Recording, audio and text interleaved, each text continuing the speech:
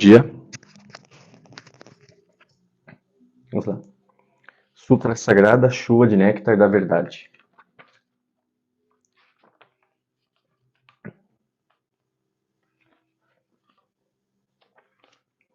Canto evocativo de Deus.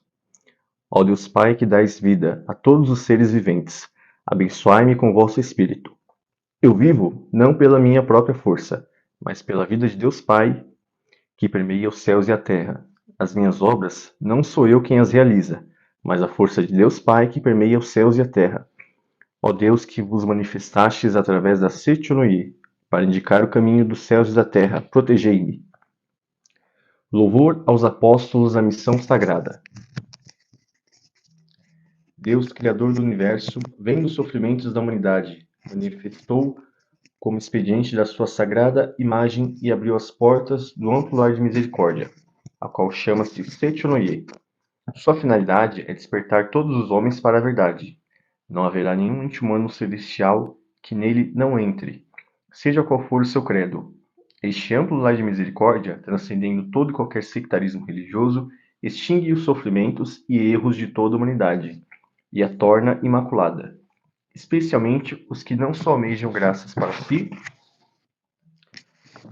mas que espontaneamente oferecem a Deus recintos tais como auditórios, edifícios, templos ou academias, necessários para conduzir os homens à salvação, ou que, conscientizando a sagrada missão para a qual foram escolhidos por Deus, tornam-se voluntariamente membros da missão sagrada e dedicam-se à salvação dos semelhantes, antes mesmo de alcançarem a própria salvação. Estes são os que se elevam ao grau de apóstolo, e de seus méritos constituirão o fator básico para a exteriorização da livre imagem verdadeira, a imagem perfeita. Quando se manifestar a livre e perfeita imagem verdadeira, tanto a própria pessoa como seu próximo alcançarão automaticamente a iluminação, cujos benefícios atingirão todos os seres animados e inanimados, sem exceção. Mesmo que desde remoto passado haja em uma família acúmulo de causas kármicas maléficas impedindo a iluminação, se um de seus membros conscientizar a sagrada missão e se elevar ao grau de apóstolo, a graça preencherá o universo infinito e será extinto todo o karma maléfico de cada um dos seus familiares, parentes consanguíneos e parentes afins. Logo, é óbvio que se extinguirá o karma maléfico dos próprios apóstolos da missão sagrada, que, abraçando a sagrada missão, assumiram o compromisso de dedicar sinceramente toda a sua vida à salvação da humanidade, oferecendo trabalho físico, dedicação mental e contribuição monetária. Com profunda reverência a eles, depositamos seus registros espirituais na arca do Templo Matriz. Consagramos-los a Deus e lhes dedicamos a leitura da Sutra Sagrada, a imagem verdadeira dos apóstolos da missão sagrada é divina, e seu futuro também será infalivelmente. Mesmo após cumprirem sua missão e deixarem este mundo, seus espíritos continuarão recebendo a ampla orientação misericordiosa de Deus. Assimilarão a verdade de modo ainda mais profundo e certamente atingirão o estado divino. O mérito de oferecer trabalho físico, dedicação mental e contribuição monetária é mais nobre e mais sublime, e o provaram Cristo, Buda e todos os iluminados. Vós sois filhos de Deus, e devotando-se ao trabalho apostolar, imbuídos do propósito de salvar o próximo, alcançarão o diamantino e indestrutível estado de iluminação. Ó Deus, derramando vossa bênção, tornai ainda mais profunda a fé dos apóstolos da missão sagrada. Fazei-os manifestar a milagrosa força divina e permitir que os benefícios dessa força atinjam todos os cantos do universo. O louvor aos apóstolos da missão sagrada é lido diante da urna dos registros espirituais, missão sagrada instalada no Templo Matriz em Nagasaki. Os apóstolos da missão sagrada, adeptos, leem durante seus cultos diários a fim de enviar uns aos outros as benéficas vibrações da verdade e assim contribuir mutuamente para o despertar espiritual. Chuva de néctar da verdade. Revelação divina do acendedor dos sete candeeiros. Reconcilia-te com todas as coisas do céu e da terra. Quando se efetivar a reconciliação com todas as coisas do céu e da terra, tudo será teu amigo. Quando todo o universo se tornar teu amigo, coisa alguma do universo poderá causar-te dano. Se és ferido por algo, ou se és atingido por micróbios ou por espíritos baixos, é a prova de que não estás reconciliado com todas as coisas do céu e da terra. Reflexiona e reconcilia-te. Esta é a razão por que te ensinei outrora que era necessário reconciliar com teus irmãos antes de trazer-lhes oferendas ao altar. Dentre os teus irmãos, os mais importantes são teus pais. Mesmo que agradeça a Deus, se não consegues, porém, agradecer aos teus pais, não estás em conformidade com a vontade de Deus. Reconciliar-se com todas as coisas do universo significa agradecer a todas as coisas do universo. A reconciliação verdadeira não é obtida pela tolerância nem pela condescendência mútua. Ser tolerante ou ser condescendente não significa estar em harmonia do fundo do coração. A reconciliação verdadeira será consolidada quando houver recíproco agradecer. Mesmo que agradeça a Deus, aquele que não agradece a todas as coisas do céu e da terra, não consolida a reconciliação com todas as coisas do céu e da terra. Não havendo reconciliação com todas as coisas do universo, mesmo que Deus queira te auxiliar, as vibrações mentais de discórdia não permitem captar ondas da salvação de Deus. Agradece a pátria, agradece a teu pai e a tua mãe, agradece a teu marido ou a tua mulher, agradece a teus filhos, agradece aos teus criados, agradece a todas as pessoas, agradece a todas as coisas do céu e da terra. Somente dentro deste sentimento de gratidão é que poderás ver-me e receber a minha salvação. Como sou o todo de tudo, estarei somente dentro daquele que estiver reconciliado com todas as coisas do céu e da terra. Não sou presença que possa ser vista aqui ou acolá, por isso não me incorporo em médiuns. Não penses que, chamando por Deus através de um médium, Deus possa se revelar. Se queres chamar-me, reconcilia-te com todas as coisas do céu e da terra e chama por mim. Porque sou amor. Ao te reconciliares com todas as coisas do céu e da terra, ali então me revelarei. Revelação divina da noite de 27 de setembro de 1931. Então, que nossos antepassados também possam se iluminar através da evocação dessas palavras de muita sabedoria. É chegada a hora. Agora todos os doentes podem se levantar. É chegada a hora em que a doença já não existe para ti. Há 2000 anos, Cristo curou doentes que se achavam à distância, com apenas essas palavras: seja-te feito conforme tua fé. E é chegada a hora de essa verdade ser revelada à humanidade toda. Volve os olhos para os fatos nos quais doentes, mesmo à distância, se curam pela simples leitura das escrituras Sechonoye e conhecimento da verdade. Surge agora a Sechonoye perante a humanidade, como 7 candeeiros que profetiza o Apocalipse. Aquele que recebe a luz da verdade através destes candeeiros aniquila os 3 males, pecado, doença e morte, que têm torturado a humanidade desde a sua expulsão do Jardim do Éden, citado no Gênesis. Quando se aproxima a luz, desaparecem as trevas. Quando se aproxima a verdade, extingue-se as ilusões. Extintas as ilusões, desaparecem seus frutos, pecado, doença e morte. Recebe minha luz sem duvidar. Sou aquele que acende a luz nos 7 candeeiros. Revelação Divina de 15 de janeiro de 1931. Sutra Sagrada, Chuva de Néctar da Verdade. Deus. Um dia, o anjo vindo a Sechonoye recita: o Deus da criação transcende os 5 sentidos e também o 6º sentido.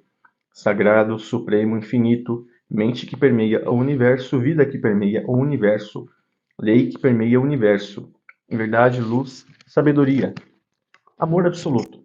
Isto é a grande vida. Sendo esta a natureza verdadeira de Deus absoluto, quando Deus se revela, realizam-se o bem, a justiça, a misericórdia, por si se instala a harmonia, ajunta-se cada um em seu respectivo lugar. E não há dissensões, não há quem lese o próximo, não há quem adoeça, não há quem sofra, não há quem seja miserável. Deus é o todo de tudo. Sendo Deus o todo e o absoluto, não há além de Deus. Deus cobre toda a realidade de tudo aquilo que há. Não há nada que não tenha sido criado por Deus. Deus, ao criar todas as coisas, não usa barro, não usa madeira, não usa martelo, não usa cinzel, não usa ferramenta nem matéria-prima de espécie alguma. Cria unicamente com a mente. A mente é o criador de tudo. A mente é a substância que preenche o universo. A mente é Deus onipotente e onipresente. Quando a mente deste Deus perfeito entra em vibração e se torna palavra, desenvolve-se todo o fenômeno, e todas as coisas passam a ser. Todas as coisas são mente de Deus, tudo é palavra, tudo é espírito, tudo é mente. Não há que seja feito de matéria. A matéria é apenas sombra da mente. Ver a sombra e considerá-la realidade é ilusão. Cuidai para que não vos apegueis com a ilusão. A realidade é eterna, por isso não perece. A ilusão é efêmera e em breve se desfaz. A realidade, porque é livre, não conhece sofrimentos. A ilusão, porque é uma forma de apego, é farta de dores. A realidade é verdade, a ilusão é falsidade. A realidade transcende os 5 sentidos, transcende inclusive o 6º sentido, e não se projeta à percepção do homem. Espírito. Os sentidos não captam senão projeções da mente. Mesmo que vejais a imagem de um espírito pela vidência, não estarei vendo a realidade. Tudo que podeis perceber através dos sentidos são projeções da mente, e não a realidade prima. Existem várias imagens espirituais. Existem espíritos doentes, espíritos sofredores e espíritos que não têm estômago e sofrem de doença gástrica, espíritos que não têm coração e sofrem de doença cardíaca. Tudo isto é ilusão. Se um desses espíritos influenciar alguém, a pessoa influenciada apresentará uma doença gástrica ou uma doença cardíaca. Mas os vários espíritos sofredores que aparecem na evidência não são a realidade prima. São sombras de ilusões motivadas por crenças errôneas. A mente que está em ilusão profunda dá forma à sua crença e manifesta uma imagem falsa. Porém, seja qual for o aspecto manifestado, a falsidade é eternamente falsa e jamais será realidade. Não temais o que não é realidade, não trateis como real o que é irreal. Enfrentai o irreal com o real, enfrentai a mentira com a verdade, enfrentai a imagem falsa com a imagem verdadeira, enfrentai a treva com a luz. Além do real, nada existe que destrua o irreal. Além da imagem verdadeira, nada existe que destrua a imagem falsa. Além da verdade, nada existe que destrua a mentira. Além da luz, nada existe que prove a inexistência da treva.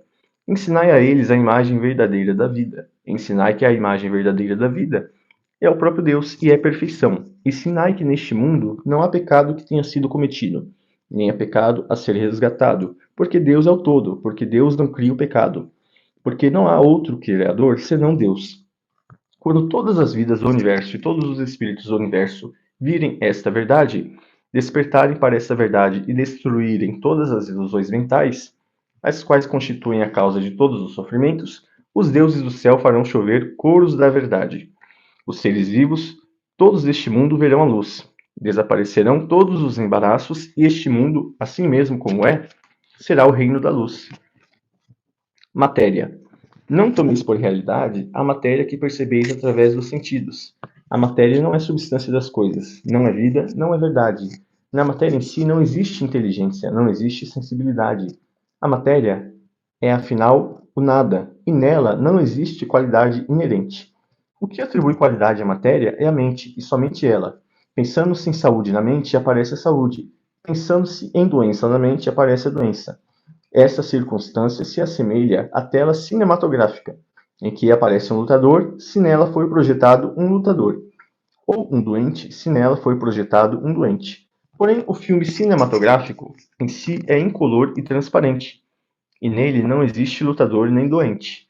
As diversas imagens resultantes da reação do sensibilizador que cobre o filme incolor e transparente é o que fazem aparecer ou a figura do lutador ou a figura do doente. Porém, tanto o saudável lutador como o débil doente são sombras que aparecem pela reação do sensibilizador e não são a realidade. Se colocardes no projetor um filme incolor e transparente que não tem imagens resultantes da reação do sensibilizador, e na tela projetardes este filme, não aparecerá o lutador saudável, que em breve envelhece e morre. Nem aparecerá, é evidente, doente debilitado algum. O que existirá na tela será unicamente a própria luz, a própria vida, que brilhará resplandecentemente. Compreendei vós, agora mesmo, que vossa vida é coisa superior à do saudável lutador. Por mais saudável que esteja um lutador, desde que ele veja o corpo como realidade, desde que ele veja o corpo como seu eu, ele é um elemento perecível e não é verdadeiramente saudável.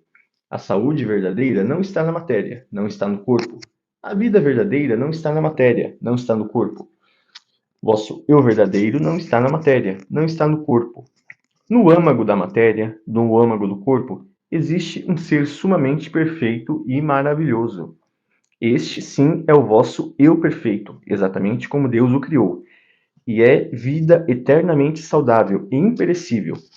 Transcendei vós, agora mesmo, a matéria, e conscientizai a imagem verdadeira de vossa própria vida. Realidade. Prossegue anunciando o anjo. A realidade é eterna. A realidade não adoece. A realidade não envelhece. A realidade não morre. Ao fato de conhecer esta verdade se diz conhecer o caminho. A realidade, porque é universal, é chamada caminho. O caminho está com Deus. Deus é o caminho, é a realidade. Aquele que conhece a realidade, aquele que vive na realidade, transcende a desintegração e será eternamente perfeição. A vida conhece a vida e não conhece a morte. Vida é sinônimo de realidade. A realidade não tem princípio nem fim. Não se extingue nem morre. Por isso, a vida também não tem princípio nem fim. Não morre nem desaparece. A vida não está contida na escala do tempo. Não está contida na escala da caducidade. O tempo, pelo contrário, está na palma das mãos da vida, a qual cerrada torna-se um ponto e aberta torna-se infinito. Aquele que acredita ser jovem, logo rejuvenescerá. Aquele que crê senil, logo envelhecerá. Também o espaço não é algo que limite a vida. Pelo contrário, o espaço nada mais é que uma forma de reconhecer criada pela própria vida. A vida é senhor, o espaço é súdito. As corporificações das ideias emitidas pela vida e projetadas no espaço dá-se o nome de matéria. A matéria é originariamente nada e não possui anatomia nem força. O que faz parecer que a matéria possui autonomia e também força para dominar a vida é a distorção ocorrida na ocasião da passagem da vida por aquela forma de reconhecer. Vede corretamente a imagem verdadeira da vida, sem vos prender a essa distorção. Aquele que conhece a imagem verdadeira da vida transcende a causalidade e alcança a liberdade harmoniosa da vida, que é originariamente sem distorções. Sabedoria. A sabedoria é luz de Deus. É perfeita, que acompanha a realidade. É luz infinita e onipresente, que desconhece restrições, porque não conhece restrições. Está presente em todas as coisas e ilumina todas as coisas. O homem, sendo filho da luz, e porque está sempre na luz, desconhece a escuridão.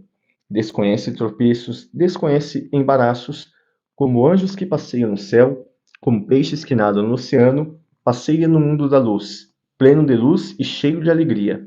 Sendo a sabedoria a luz da iluminação espiritual, é a verdade que ilumina e extingue as trevas da ilusão. Somente a verdade é realidade. A ilusão, sendo apenas falta de conhecimento da verdade, é tal qual um pesadelo. Despertai do pesadelo. Ocorrendo a iluminação espiritual, imediatamente este mundo se torna paraíso pleno de luz, e o homem revela a sua imagem verdadeira, que é vida plena de luz. Deus, luz de infinita e universal sabedoria, bem sem limitação, vida sem limitação, substância de todas as coisas, é também criador de todas as coisas. Por isso, Deus está presente em todos os lugares. Deus é a onipresente substância e também o Criador. Por isso, unicamente o bem é força, unicamente o bem é vida, unicamente o bem é realidade. Logo, não existe força que não seja bem, não existe vida que não seja bem, e também não existe realidade que não seja bem. Força que não seja bem, isto é, força que traz infelicidade, que não passa de pesadelo. Vida que não seja bem, isto é, a doença não passa de pesadelo. Todas as desarmonias e imperfeições nada mais são que pesadelos. Sendo pesadelo aquilo que dá força ativa à infelicidade, a doença, a desarmonia, a imperfeição, essas se assemelham às diabólicas opressões que, em sonho, podem nos fazer sofrer, mas, ao despertarmos, percebemos que não existe força alguma para nos oprimir. Nós é que nos oprimimos com a nossa própria mente. Em verdade, as forças maléficas, a força que oprime a nossa vida, a força que nos faz sofrer, não são forças que realmente existem do modo objetivo. Nada mais são do que dores criadas em nossa própria mente e sofridas pela nossa própria mente. Nas doutrinas que admitem Buda, chama-se isto ilusão. Nas doutrinas que admitem Deus, chamam-no pecado. Diz-se ilusão por não se reconhecer verdadeiramente a perfeita e harmoniosa imagem verdadeira da vida. Diz-se pecado por se encobrir e não revelar a perfeita e harmoniosa imagem verdadeira da vida. Ilusão. Enquanto assim recita o anjo na Sechonoye, aparece um querubim que roga: para o bem da humanidade, para o despertar espiritual dos homens, esclarecei a natureza da ilusão. Responde o anjo dizendo: supor existente o que é inexistente, nisto consiste a ilusão. Disse ilusão desconhecimento da verdade. Embora o prazer e a dor não estejam na matéria, julgam que eles são pertinentes à matéria, ora perseguindo o prazer, ora fugindo da dor. A tal pensamento invertido se dá o nome de ilusão. Embora a vida não esteja na matéria, imaginam que ela está na matéria. A esse equívoco se diz ilusão. Na verdade, a matéria está na mente. Embora a mente seja o senhor da matéria e todas as formas e naturezas da matéria sejam criações da mente, acreditam que a mente é dominada pela matéria. Sofrem e se angustiam segundo as mudanças materiais. E não compreendem que a imagem verdadeira de si próprio e de sua vida é perfeição e harmonia. A isso se diz ilusão. A ilusão é a ausência de luz, porque é o oposto da verdade. A ilusão é irreal porque se opõe à realidade. Tivesse a ilusão existência real, a dor e a angústia que nascem da ilusão teriam também existência real. Porém, porque a ilusão é a ausência da realidade, dor e angústia são apenas pesadelos que certamente se desfarão e não são a realidade. Pecado. Tem o pecado existência real? Volta a indagar o querubim.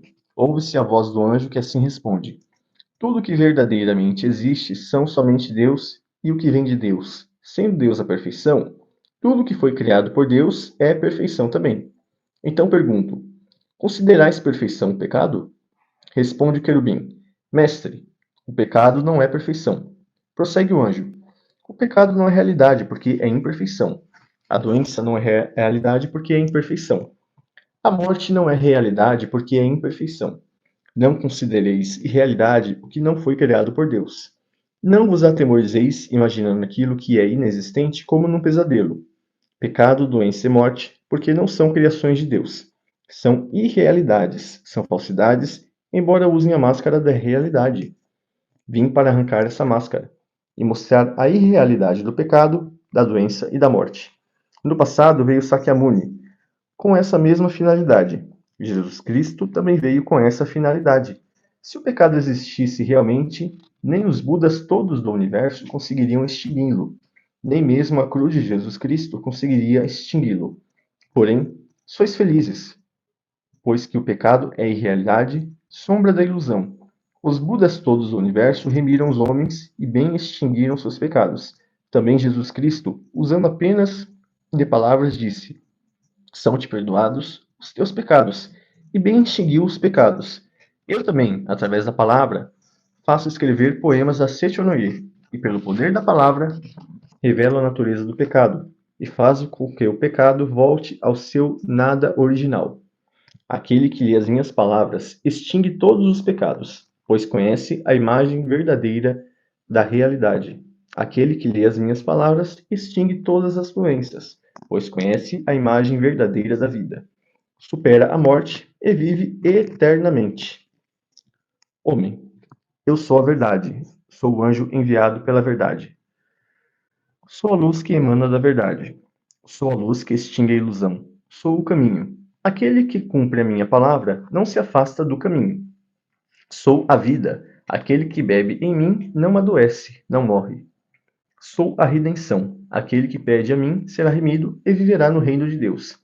Tendo assim pregado o anjo, torna o querubim a indagar: mestre, esclarecei a natureza do homem. Responde o anjo: o homem não é matéria, não é corpo carnal, não é cérebro, não é célula nervosa, não é glóbulo sanguíneo, não é soro sanguíneo, não é célula muscular. Não é o conjunto de tudo isso. Conhecei bem a imagem verdadeira do homem. O homem é espírito, é vida, é imortalidade. Deus é a fonte luminosa do homem e o homem é luz emanada de Deus. Não existe fonte luminosa sem luz. Não existe luz sem fonte luminosa. Assim como luz e fonte luminosa são um só corpo, Deus e homem são um só corpo. Porque Deus é espírito, o homem também é espírito. Porque Deus é amor, o homem também é amor. Porque Deus é sabedoria, o homem também é sabedoria. O espírito não é peculiar à matéria. O amor não é peculiar à matéria. A sabedoria não é peculiar à matéria. Portanto, o homem, que é espírito, que é amor, que é sabedoria, nada tem a ver com a matéria. O homem é verdadeiro, porque é espírito, porque é amor, porque é sabedoria, porque é vida. É incapaz de pecar, é incapaz de adoecer, é incapaz de morrer. Tanto o pecado, como a doença, como a morte, nada mais são que pesadelos vossos. Conscientizai a imagem verdadeira da vida, conscientizai o homem real, que é vossa imagem verdadeira. O homem real é homem-Deus, e a própria imagem de Deus. O que morre não é o homem real, o que peca não é o homem real, o que adoece não é o homem real. Homens da face da terra, eu vos digo, conscientizai a natureza verdadeira dos vossos próprios. Vós próprios sois o homem real, e nenhuma outra coisa. Portanto, o homem, quando visto pelos olhos da verdade, é aquele incapaz de pecar, é aquele incapaz de adoecer, é aquele incapaz de morrer. Há quem diga, pecador, pecador. Deus não criou pecador algum. Por isso, neste mundo não existe um pecador sequer. O pecado é contrário à natureza verdadeira de Filho de Deus. A doença é contrária à natureza verdadeira da vida. A morte é contrária à natureza verdadeira da vida. Pecado, doença e morte não passam de sombras das ilusões, da mente que, em sonho, imagina coisas inexistentes. No fundo da imagem verdadeira, Deus e homem são um só corpo. Deus é a fonte de luz e o homem é a luz emanada de Deus. A ilusão fundamental que faz o homem ter o pesadelo de que o pecado, a doença e a morte são existenciais verdadeiras surgiu em tempos remotos da teologia segundo a qual o homem é feito do pó da terra, e nos dias atuais, da ciência moderna, segundo a qual o homem é feito de matéria. Isso constitui a ilusão inicial que leva o homem a imaginar o pecado, a doença e a morte. Quando se destrói essa ilusão inicial, é destruída a causa fundamental do pecado, da doença e da morte, e estes voltam ao nada original. Ao lerdes a Sechonoye e conhecerdes a verdade, se sois curados de doenças, é porque se destrói a ilusão inicial. Não existindo a ilusão inicial, não existirá a ilusão seguinte. Não existindo ilusão alguma, porque o homem é originariamente puro, mesmo que deseje pecar, é incapaz de pecar. Não existindo ilusão alguma, porque o homem é livre de doença, mesmo que deseje adoecer, é incapaz de adoecer. Não existindo ilusão alguma, porque é originariamente vida eterna, é incapaz de morrer. Portanto, homens da face da terra, procurai com fervor o vosso corpo verdadeiro, que é espírito, não procureis na matéria, nem na carne, que são produtos de ilusões. Cristo disse: o reino de Deus está dentro de vós. Em verdade vos digo: dentro de vós é a natureza verdadeira do homem. É o homem real. Dentro de vós, isto é, a natureza verdadeira é homem-deus. Por isso, somente dentro de vós existe o reino de Deus. Aquele que o procura no exterior é um perseguidor de ilusões, e não consegues alcançar jamais o reino de Deus. Aquele que procura alcançar o reino de Deus na matéria é um perseguidor de ilusões e não consegue edificar jamais o reino de Deus. Eu vou dar uma pausa aqui, apenas um adendo, né? O que São José Maria Escrivá, que foi um santo da igreja, considerado um santo pela Igreja Católica, diz que também cabe muito nesse texto, é que o homem ele encontra Deus dentro de si e observando a natureza, ou ele não vai encontrar em lugar nenhum. Né? Então Deus está dentro de nós. Cristo disse também: o meu reino não é deste mundo. O reino deste mundo não passa de simples sombra. O reino paradisíaco existe somente no interior. Somente reconhecendo no interior o reino paradisíaco, aparecerá no exterior o reino paradisíaco como projeção desse reconhecimento.